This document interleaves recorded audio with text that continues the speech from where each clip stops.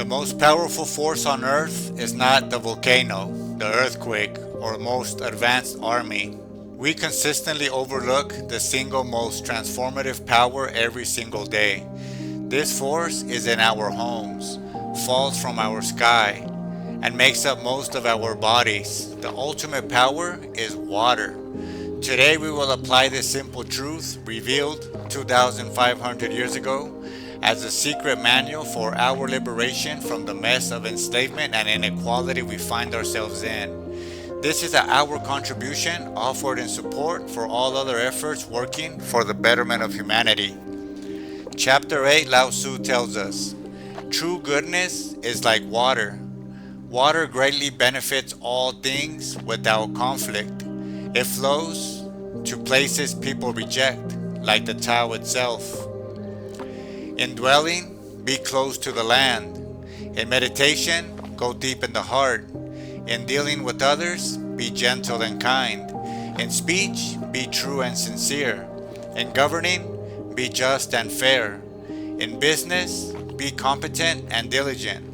In action, be timely and patient. Since there's no conflict, there's no blame. Let's sit with this for a moment. Lao Tzu isn't just giving us nice poetry. He's given us an operating manual for a life of effortless power. He says, the highest virtue, te, isn't about being morally perfect according to some rigid rule book. It's about embodying the natural, effortless, and beneficial action of water. Water doesn't try to be good, it simply is.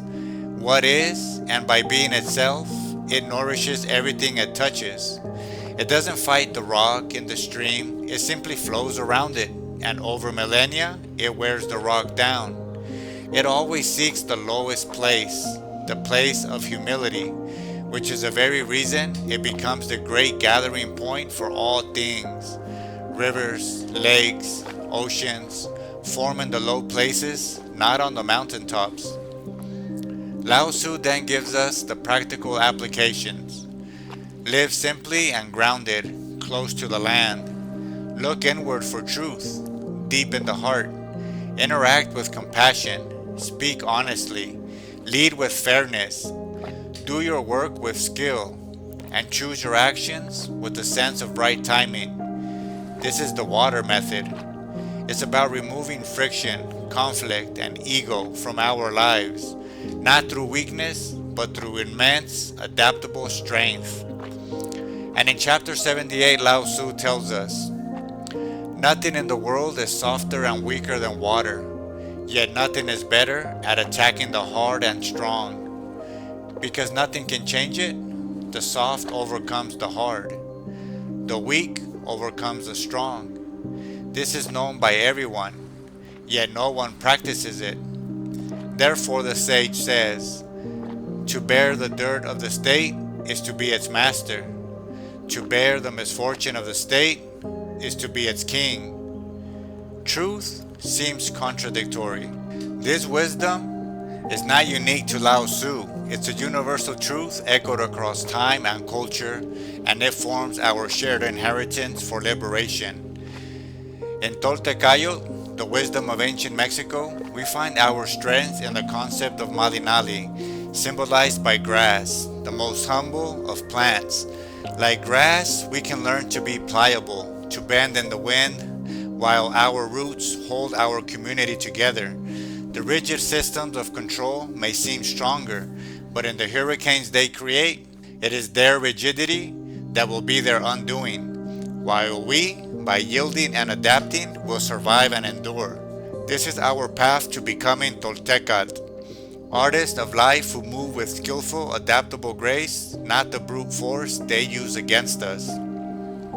Thousands of years earlier, in the Indus Valley, the Vedic rishis gave us the principle of ahimsa, or non-harm. This is our active force of compassion and patience. It is our collective commitment to influence the world without mirroring their violence, their aggression, or their will to dominate. Ahimsa is the philosophical bedrock of disciplines like jujutsu, the gentle art. where we learn to use an opponent's own rigid force to neutralize their threat. Their strength becomes their own weakness. This is our water wisdom in action. This wisdom is our ultimate weapon against the corrupt systems of organized religions, corporations, and governments. The answer is simple. Their system requires our rigidity to function. It wants us to be hard, predictable, and locked in competition. It wants us to be good consumers, fighting for status, addicted to growth, and terrified of being weak. It sells us hard solutions, more force, more money, more power over others to solve the insecurities it creates. It brainwashes us to seek outer salvation in its products, politicians, and gurus. Our water wisdom is the ultimate antidote. It is our internal revolution. It teaches us to stop competing on their terms. By becoming adaptable, humble, and community focused, by flowing to the low places they ignore, we withdraw our energy from their toxic game. We stop trying to break their rigid system head on, and instead we start flowing around it, building our new world. We build our resilient local networks, our community gardens, our skill shares, our mutual aid groups.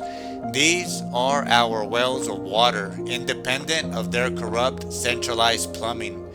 This knowledge feels banned because it is inherently decentralizing and empowering. It doesn't require their leaders, it requires each of us to become like water. It is a threat not because it attacks, but because it cannot be controlled.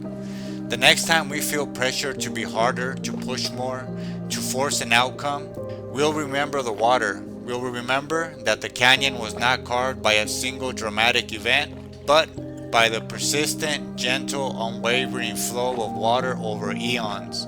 Our liberation will not be won by a single battle, but by our daily commitment to flow, to adapt, to nourish, and to wear down the rigid structures of oppression, simply by being who we truly meant to be.